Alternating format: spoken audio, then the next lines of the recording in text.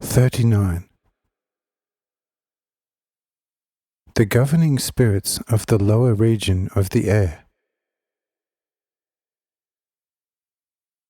27th February, 1847.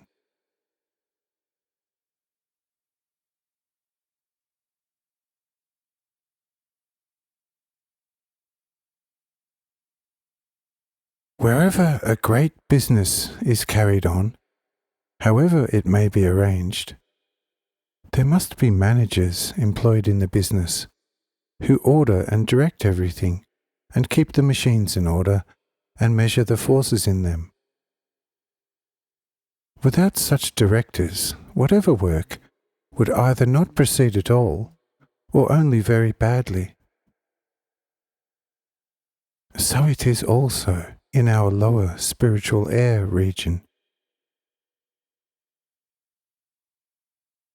It is true that this is actually only the gathering place where isolated and scattered spiritual intelligences gather around a spiritual center in a kind of instinctive way, because they recognize this as their own.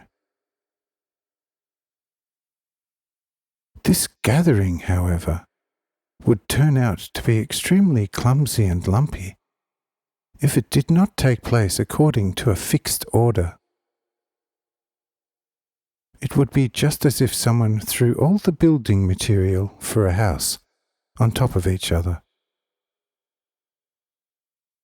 In this way, stones, lime, mortar, wood, shutters, roof tiles, and everything that belongs to a house would come to lie together in a heap. But what a difference there would be between such a heap and between a properly constructed house, where each material takes its proper and artistic place.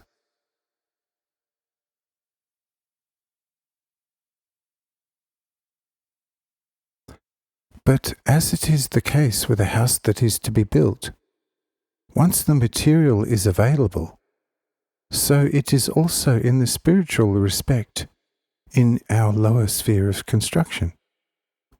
There is material in abundance, intelligent soul propertia and spiritual centra in abundance.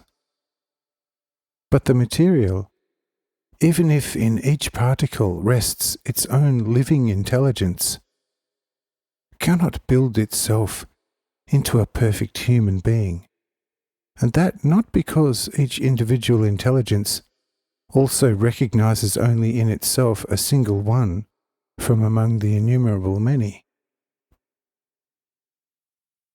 When the innumerable intelligences necessary for a being are first united under one form and in one being by the spiritual master builders, only then can such a being gradually also reach a general knowledge overlooking all order, which, however, can only happen gradually, as your own experience teaches you, according to which, as you say,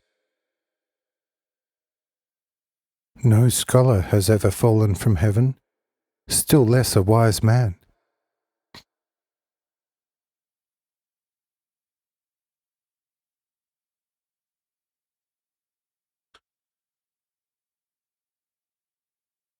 But what does learning mean? It means nothing other than awakening the individual intelligences of the soul, and then connecting them to work together. The more such intelligences a person has awakened in himself by diligence and zeal, and united them with each other, the more learned and more knowledgeable he becomes.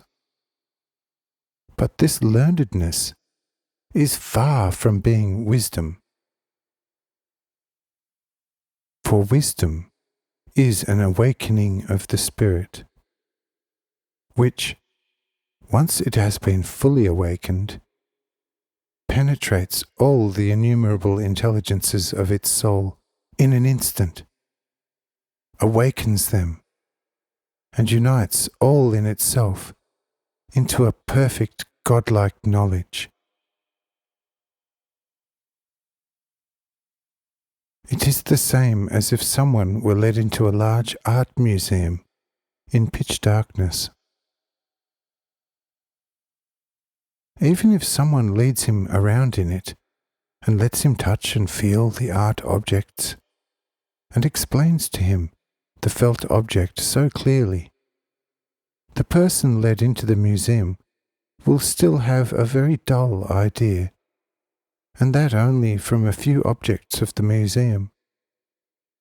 For where there is an innumerable wealth of art, how much of it can be touched in a short time by the person brought into the museum, and how many art treasures can be explained there? Certainly, the person who is introduced to the museum will say to his professor, "Sir, if there were only light, then we would very easily be able to view many things with a glance, which we recognize here in the darkness with difficulty and uncertainty with our coarse sense of touch." This man is right, for the spirit in man also asks questions. And thus a man who has been instructed out of the darkness of the museum is a scholar.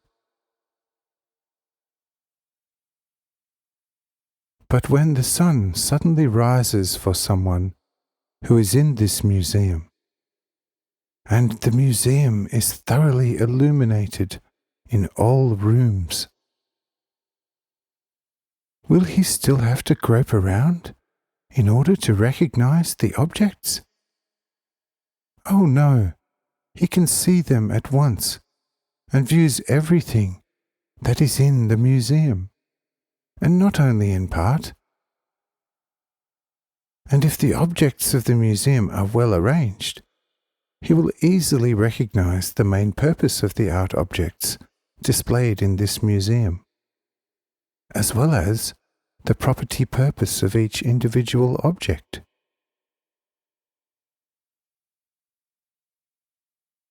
See, the first education is equal to the mechanical learning, and from this, learning as much as possible, the self-creation of the objects in the museum is then usually the erudition of the people of the world.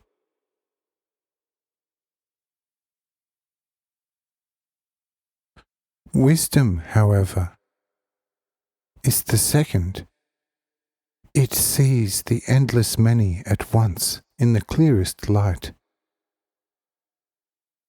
which learnedness only partially grasps in the night. From this, however, it is evident that the orderly combination of all the soul particle intelligences belonging to one being is by no means connected with that general cognition which is necessary in order to organize and connect the individual soul intelligences around a spiritual center in our lower region of existence, in such a way that in time a perfect cognition can really emerge from it.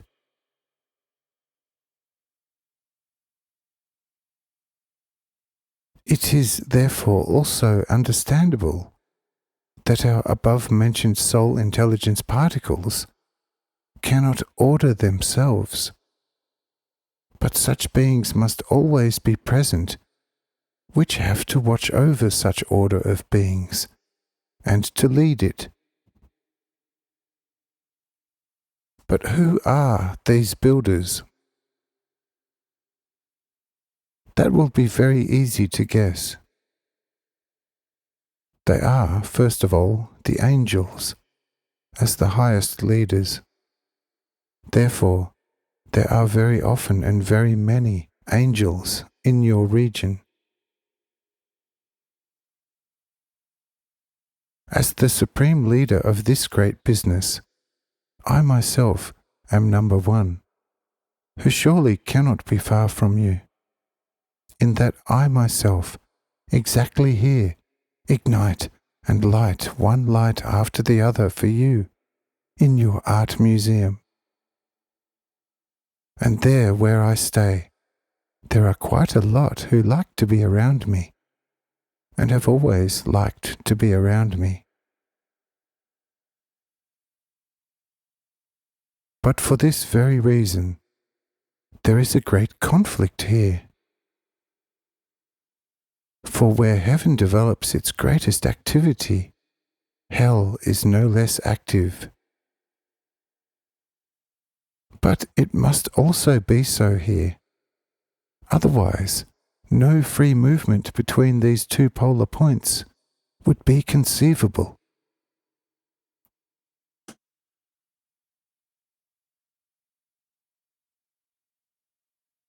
But how angels under my guidance and other good spirits under the guidance of angels continue the above-mentioned building of beings from the plant to the human being, that will be the subject of our next consideration.